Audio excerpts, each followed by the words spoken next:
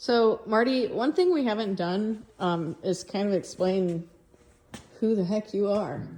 You know, nobody really knows. They just see, you know, this guy on the internet yelling at people over, you know, engine versus motor. There you go. So who are you? There you go.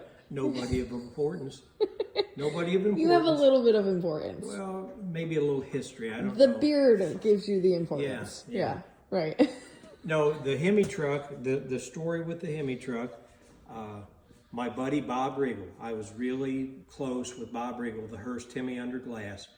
Bob and I got to be friends, and I'm not good with dates. If my wife Cheryl was here, she could tell you. But I'm a t-shirt guy. I printed t-shirts, and back in the day, we were up in, I think, Milan, Michigan. And Bob was up there. Bob was up there running with Maverick. And he come by and he said, "Hey, I like your t-shirts. How would you like to start printing Hemi under glass stuff?" Of course, that he was a hero of mine. It's like, yeah, that was great. So anyhow, that started the friendship. Bob and I got to be really good friends. I printed t-shirts for him. Then we were in Bristol, Tennessee one year, and Bob kept talking about redoing the truck. I need to redo the truck and get the truck.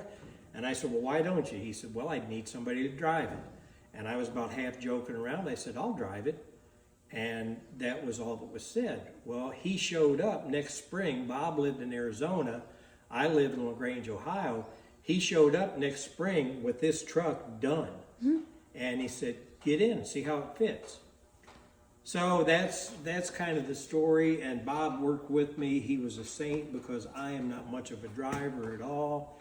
And he worked with me, and the first time I was ever in this truck, I bent the front axle, both front rims, and broke my tailbone. Oh, and, no.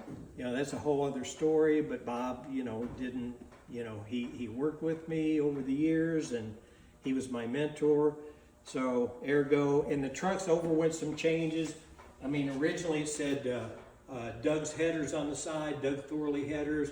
Originally, it was a Doug's headers, as that was what was on the truck. I actually put Bob's name on the door when I was running it because I said, "Bob, it needs to be, the truck gets more press if everybody knows it's your truck because, you're somebody and I'm nobody." But then years later, he said, "No, you're the driver, So, and then Bob passed away a few years ago. I've run this on the door. Bob was a great man. He was a great Christian man. He was just, I just can't say enough about him. That's awesome.